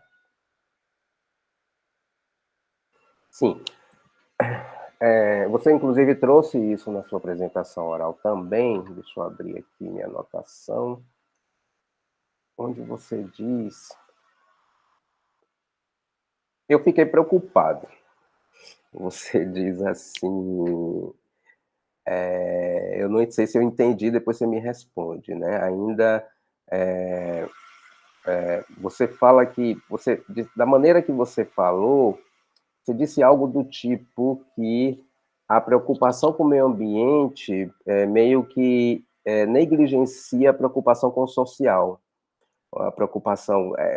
da maneira que você falou, me pareceu assim que você coloca a questão ambiental como se fosse um... Não foi isso que você disse, tá? Para eu não colocar palavras aí na sua boca. Mas, assim, parecendo um modismo, né? A gente precisa aqui, né, ter um cuidado de não deixar isso acontecer, né? As ciências sociais e a ciência da conservação ou as ciências ambientais, elas são parceiras, né? A gente precisa entender que o planeta sobrevive sem o ser humano, mas o ser humano não sobrevive sem o planeta, tá? Então, mais importante do que a espécie humana é o planeta. Essa é a visão da conservação. Como você decidiu trazer o conceito de conservação para dentro do seu manuscrito, você não precisava fazer isso, você poderia trazer o conceito ambiental humanístico, que é o conceito da geografia humanística, né? Este conceito coloca o homem acima do meio ambiente, tá? Mas você trouxe o conceito da conservação. O conceito da conservação não olha dessa forma, né? E assim, não sei se vale a pena uma reflexão sobre isso, mas eu acho que a gente precisa alinhar mais, né, essa dicotomia ciências sociais e ciências ambientais e conservação, porque elas não são antagônicas, elas não são ortogonais, elas são parceiras, né? Então, a conservação, ela quer proteger a biodiversidade dos recursos naturais para garantir a sobrevivência da espécie humana no planeta. Esse é o objetivo da conservação. Eu costumo brincar muito com meus alunos de biologia, eu digo para eles, vocês não protegem bichinho e plantinha pelo bichinho e pela plantinha, você protege o bichinho e plantinha para garantir a sobrevivência da espécie humana, né? Porque a espécie humana depende dos serviços ecossistêmicos que a biodiversidade nos presta, né? Então, é nesse sentido que eu faço essa pequena contribuição ainda sobre o seu trabalho. Acho que no manuscrito teve algo sobre territórios, mas está escrito aqui, depois você olha, não é algo que você não precise mudar, né? Mas assim, eu deixo apenas como contribuição, né? É só uma questão, porque você não é biólogo, você não é geógrafa, você não tem que lidar, climatóloga ou o que for, mas assim, eu não sei te dizer, lendo o seu manuscrito, isso foi uma coisa que me intrigou muito e até me acendeu uma luz amarela, falando em PTU amarelo, me acendeu uma luz amarela que o próximo aluno meu que queira falar sobre energia alternativa, que seja da minha área, eu vou pedir que faça uma análise, por exemplo, vou sugerir, avalie na região metropolitana de Salvador, onde de fato nós temos o maior número de horas de luminosidade solar que justifica a implantação de placas solares nas residências. Por quê? As pessoas elas tendem a achar que de Salvador até Sergipe nós temos um único perfil climático. Isso não é verdade. De Salvador até Sergipe nós temos 5 perfis climáticos.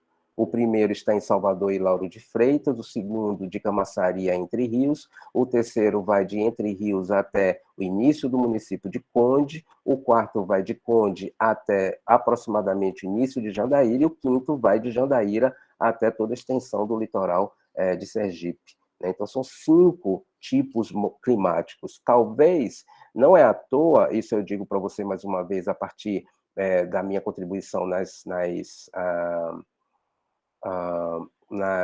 área ambiental, né? Não é à toa que as fazendas solares, elas estão todas, praticamente todas elas, inseridas no semiárido, né? Porque é a porção do nosso estado, por exemplo, que tem o maior número de horas com luz solar, que permita uma elevada produção de energia. Eu não sei se vocês soube, mas essa semana nós tivemos um grande pico de produção de energia, né, de energia solar no estado da Bahia, né? O estado da Bahia logo vai ser o primeiro produtor de energia solar do país, né?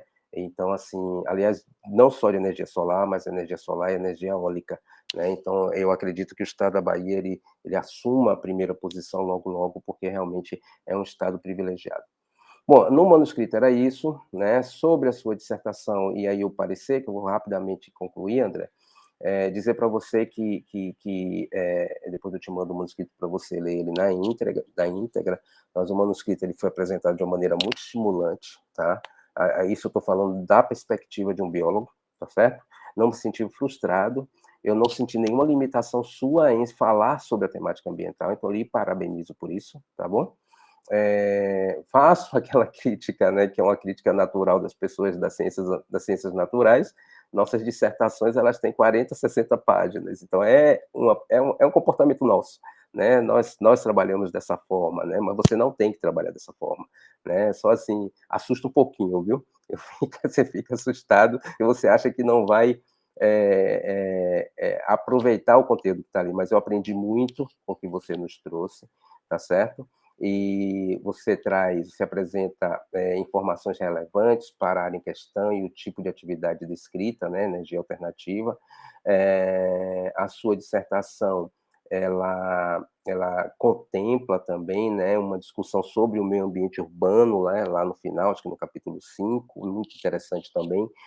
Talvez, se for do seu interesse também, tentar melhorar um pouco a imagem daquelas figuras, né, porque elas não são legíveis em alguns casos, então talvez melhorar um pouquinho, né.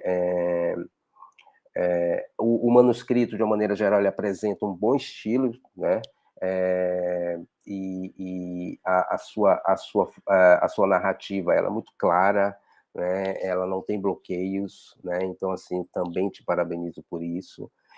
E depois você lê os itens intermediários, e dizer que aos poucos ajustes, né, acima referidos, você vai ler, e no manuscrito, absolutamente não constitui impedimento para a valorização do texto que foi avaliado aqui, tá?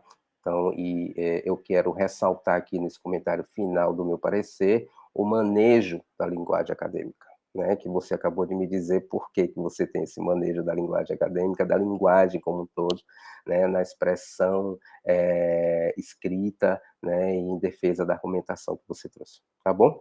Então, eram essas pequenas contribuições, espero que eu tenha conseguido contribuir um pouquinho com o teu trabalho, já me coloco à disposição, você tem meus contatos, né, o que você precisar, se quiser vir fazer uma visita, tomar um café e a gente conversar juntos, né, lógico, obedecendo os protocolos, fique à vontade, estou em Pituaçu, é só agendar que a gente se reúne, bate um papo, eu acho que é muito mais produtivo do que mandar para você o manuscrito, parecer e você ficar com alguma dúvida e ter que voltar a mim, tá bom? Obrigado mais uma vez, André, muito obrigado, meu amigo, eu espero que eu tenha conseguido contribuir um pouquinho e é um prazer estar com você aqui, tá, agora. Valeu, Moacir. Primeiro, não vou dormir hoje, depois de tanto elogio bacana. Em segundo lugar, fique absolutamente tranquilo, antes de você entrar, eu já estava aqui conversando com Luciana e Zélia, a gente não tinha dúvida, a gente lhe conhece, não tinha dúvida de que se tratava de algo realmente extraordinário, como de fato foi. Para mim é sempre um prazer, eu sempre aprendo muito nas bancas em que eu participo com o Moacir. Eu estava aqui tentando puxar na memória, Moacir, eu acho que a gente já fez algumas quantas bancas, e assim, dentre as características que tem a análise de Moacir, eu acho que dá para a gente destacar duas. Primeiro, esse rigor que ele tem, principalmente, não apenas, mas principalmente terminológico, é sempre uma constante nas análises, e de fato, como ele mesmo falou, isso é fundamental, isso é o que faz a diferença entre o conhecimento do senso comum e aquele que a gente produz ou procura produzir no âmbito científico, acadêmico. E, em segundo lugar, essa perspectiva, né, essa crítica muito forte que está sempre presente de visão antropocêntrica, né, que a gente tem, e ele, como conservador nato, ele muda tudo. Então, para mim, o Sol tinha uma luz ilimitada no tempo e no espaço, e aí vem alguém, nos diz que não é bem assim, nos diz que o conservadorismo, a perspectiva da conservação não prioriza sequer a existência humana e sim o mundo, né? Então isso muda tudo, não é simplesmente não é que se agregue alguma coisa a um conhecimento que a gente tem, isso desloca, né, a perspectiva e nos faz pensar. Então é sempre realmente uma satisfação. Normalmente eu passaria a palavra para Luciana e depois das considerações dela, faria as minhas, ainda que muito brevemente. Eu vou inverter um pouco, porque a gente está bastante apertado, né, do tempo, até para não ser indelicado aí com a próxima banca e com o Tagore. Mas eu queria começar falando do fato, reiterando, que eu sou realmente um entusiasta da formação transdisciplinar ou interdisciplinar, como essa que a gente faz aqui Claro, uma abordagem transdisciplinar de um determinado problema, de um determinado objeto, traz algumas dificuldades, né? Para quem avalia, para quem orienta, mas, sobretudo, para quem produz o trabalho.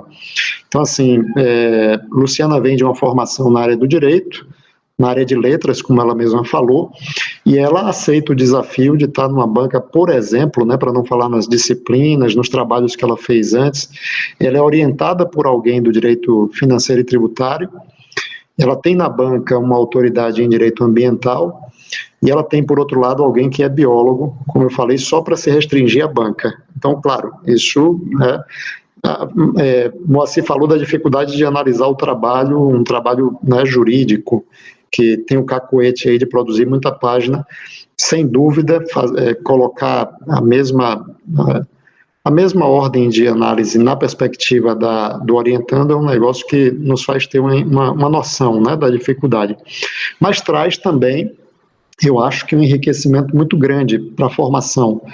E aí eu fico pensando, por exemplo, nesse tema, se a gente fosse abordar, agora, e você que é da área jurídica também, se a gente fosse abordar um tema como IPTU amarelo, incentivo tributário com vistas, né, à conservação, como falou Moacir, numa perspectiva dogmática.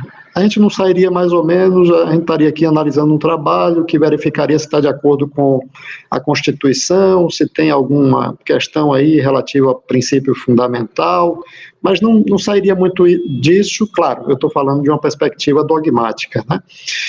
Um trabalho dentro de um programa de território, ambiente e sociedade, ele é um trabalho que naturalmente vai ser exigido dele uma perspectiva transdisciplinar, e com ela uma perspectiva crítica. E é isso que permite Luciana, é esse tipo de abordagem que permite a Luciana chegar a uma conclusão, para falar de outra forma, mas para chegar a uma conclusão crítica e dizer, olha, isso que está se chamando de IPTU amarelo, em grande parte, é um panfleto, é uma propaganda política para dizer que o instrumento tributário da Prefeitura de Salvador, ele vai gerar, através da diminuição da arrecadação do IPTU, vai gerar, e aí só um trabalho multidisciplinar para fazer a denúncia, né, para falar, olha, isso aqui é brincadeira. Então, Luciana pode ir pela perspectiva estritamente biológica lá, né? Falar de, olha, do ponto de vista do impacto na conservação não significa nada. Ela pode ir, como talvez ela tenha ido muito mais, pela questão até da perspectiva social, econômica, arrecadatória, para dizer, olha, o IPTU, e talvez aí eu esteja entrando até até facilitando a vida de Luciana, mas até para agilizar também, a partir do questionamento que foi feito por Tagore. Tagore fez um questionamento muito interessante. Luciana, tudo bem, você criticou o IPTU, e aí? Como é que a gente poderia fazer para melhorar? Vai parar, viu? É o interfone ali, mas vai parar daqui a pouquinho. Então, assim, um trabalho com abordagem multidisciplinar que permite a Luciana chegar à conclusão de que, analisando, por exemplo, qual é o impacto arrecadatório, dizer, olha, isso aqui é ínfimo. A começar pelo fato de que, se você pega tributação sobre propriedade no Brasil, não chega nem a 4%. Para você pegar, se você pegar, por exemplo, a arrecadação toda de Salvador, 7 bilhões. O IPTU não é nada dentro disso. A arrecadação brasileira é da ordem de 3,6 trilhões de reais. A da Bahia, 50 e poucos, 40 e tantos bilhões de reais. O ITR, que é o imposto, a gente só tem 3 sobre a propriedade, ITR, PVA e IPTU.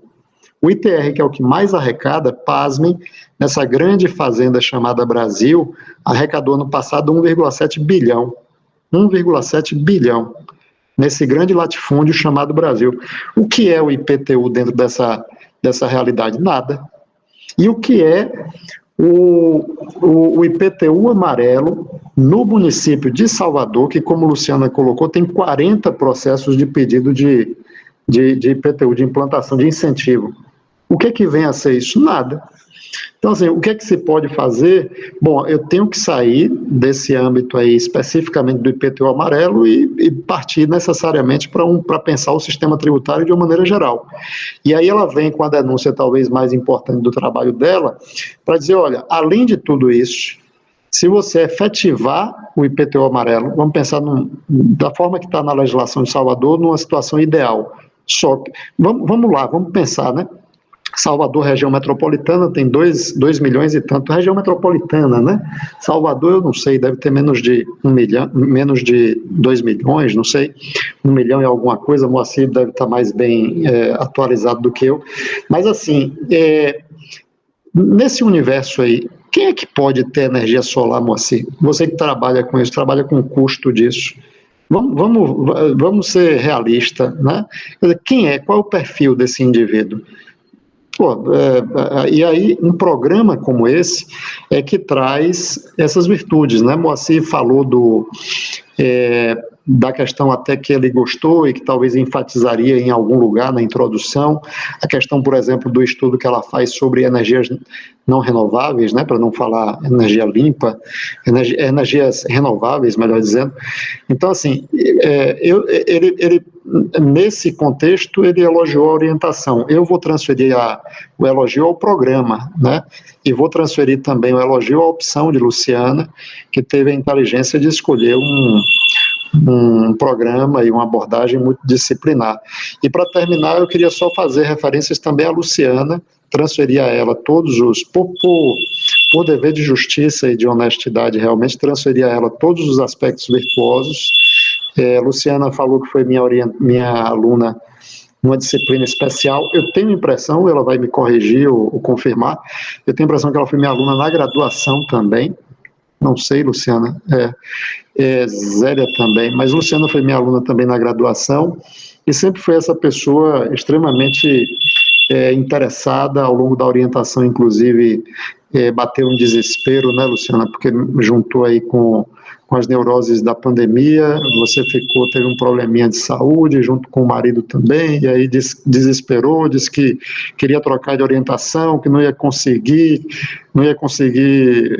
atender e tal, mas terminou se salvando aí, ficando tranquila e realmente tendo uma formação, uma trajetória que são elogiáveis realmente.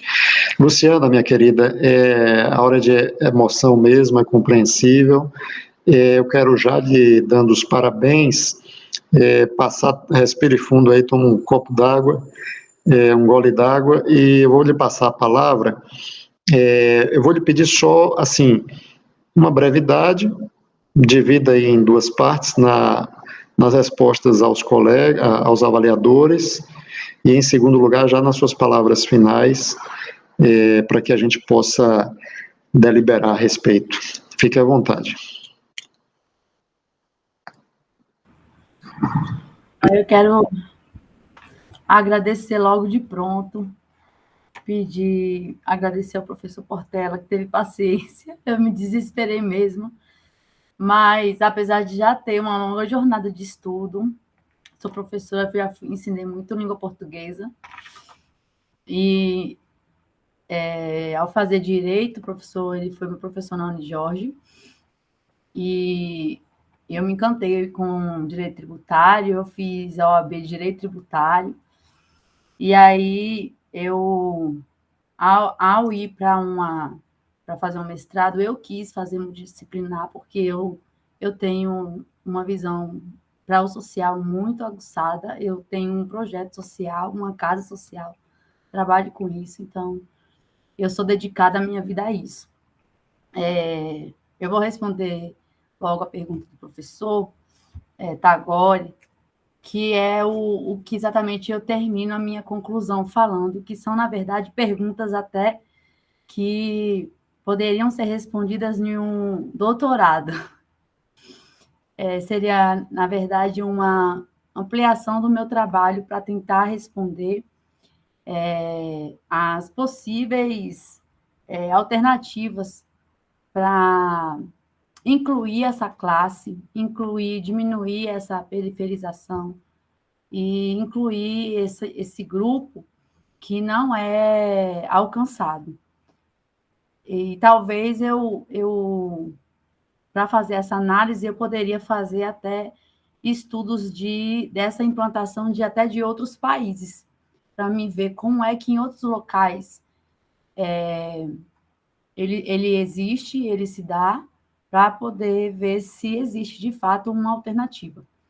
Porque, em termos de incentivo fiscal pela prefeitura, eu acho difícil ter uma...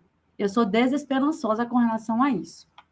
O que eu já vi aqui na Bahia, e eu fiquei parecendo uma louca, porque aonde eu ia, onde eu vejo uma placa de energia solar, eu não fico normal, eu fico olhando. E eu cheguei em uma cidade, acho que foi em Valença, e eu vi um lugar, casas habitacionais, todas elas com implantação, com placas de energia solar. E eu filmei, eu tirei foto desse local, e eu perguntei quem foi que fez aquilo. E já foi uma iniciativa da própria prefeitura. Então, as casas, elas já foram estruturadas com energia solar. Eu achei o máximo aquilo.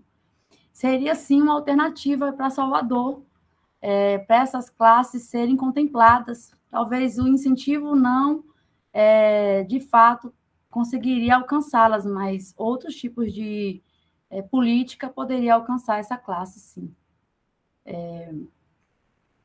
Acho que eu respondi, né, professor? E deixa eu esclarecer uma coisa. Eu acho, professor Moacir, que a última versão eu enviei. Eu coloquei a ficha catalográfica, eu coloquei, talvez, tu não está com a última versão, mas eu fiz todas essas mudanças. Eu li novamente o meu trabalho, eu tenho correções de língua portuguesa para fazer, porque tá aqui tudo riscado já, a minha versão que eu imprimi, coloquei capa e não sei o quê, mas já está todo com página arrancada, riscada para fazer correções, porque eu já vi um monte de coisa para corrigir. Então, mas eu coloquei a ficha, tudo que era já para não ter já para enviar exatamente até com agradecimento, com tudo, eu já fiz isso. Eu vou falar só sobre a questão da energia renovável, que, na verdade, os conservacionistas não acreditam, e eu fiz a disciplina de Ecologia Política. E a professora, ela trouxe vários textos sobre isso, e eu achei o máximo, só que se eu abrisse mais um capítulo para falar sobre isso, eu não ia, as 40 páginas, eu ia ver muito mais, porque ia para uma discussão muito maior sobre eu abrir uma... Ficaria formidável aqui, eu tive essa ideia, mas eu falei, mas aonde eu vou parar com tanta coisa assim para escrever? Se eu fosse colocar um contraponto dessa energia, ela, na verdade, ela não ser uma promoção de sustentabilidade, porque eu tenho textos que falam sobre isso, que falam que as placas de energia solar produzem, elas não têm a durabilidade que é, assim, tão fomentada e divulgada. Ela tem um custo muito alto, tem produtos que fazem mal à natureza também. Eu tenho um texto sobre isso, mas eu ia ter que abrir um outro subitem e mais páginas iriam ser escritas. Então, eu acho que são assim, pensamentos para um próximo, para um outro, né? Para ampliar o meu trabalho, e com certeza ia somar muito se eu colocasse esse contraponto de fato. Mas eu posso colocar pelo menos uma ideia sobre isso, posso consertar, quando eu falar sobre energia limpa, eu posso fazer a correção, com certeza.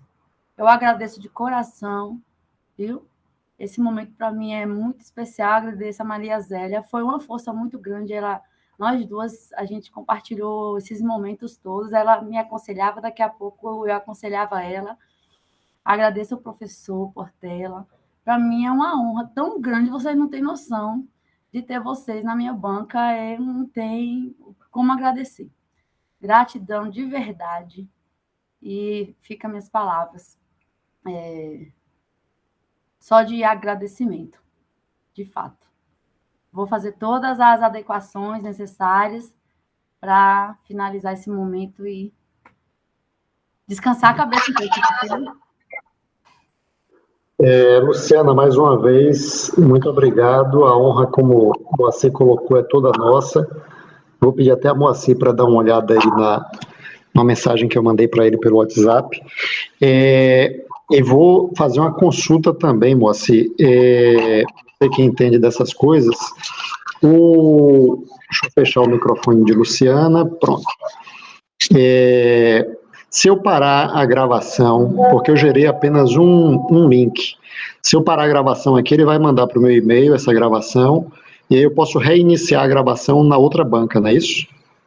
Ele me gera outro link separado, beleza.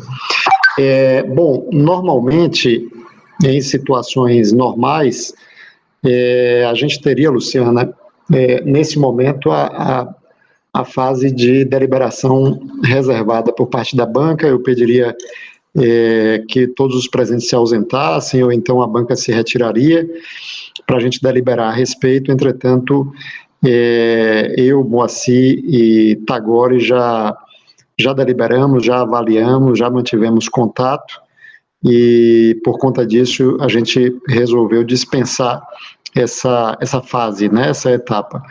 Portanto, a gente passa então para o anúncio da avaliação. Como você sabe, não há nota, não há atribuição de nota, não há conceito, há tão somente aprovação ou reprovação. Nesse caso específico, a banca decidiu à unanimidade pela aprovação, à unanimidade, tendo, como você viu, feito vários elogios. Eu acho que você deve realmente guardar, mais do que no título, na memória. Está realmente de parabéns, e eu desejo todo o sucesso do mundo, sei da sua seriedade, da sua luta, e tenho certeza que vou vê-la sempre brilhar cada vez mais. Receba aí os parabéns de todo mundo, de Tagore, de Zélia, de Moacir, e eu fico muito feliz de que você tenha chegado até aqui. 30 segundinhos para você dar as suas palavras finais, 15 segundinhos. Só agradecimento, e que eu, de fato, possa continuar trilhando aí nesses conhecimento, de fato, como eu falo, é um caminho de percalços, de choro, mas o final é muito satisfatório, o conhecimento tem esse processo. Eu aprendo todo dia isso. Eu vou participar da banca de Maria Zélia, eu vou assistir, minha colega. Ótimo, excelente, será bem-vinda. Bom, deixa então eu caminhar para a conclusão. Primeiro, cumprimentar todos os presentes, agradecer a presença de Carolina, de Zélia, mais uma vez parabenizar Luciana e agradecer aos meus colegas e amigos com quem eu sempre aprendo, Tagore, muitíssimo obrigado, bom descanso, Tagore, e por outro lado, Moacir também, muitíssimo obrigado, a gente se vê na próxima sala, no próximo link. Eu vou, então, encerrar essa gravação. Prontinho, acabo de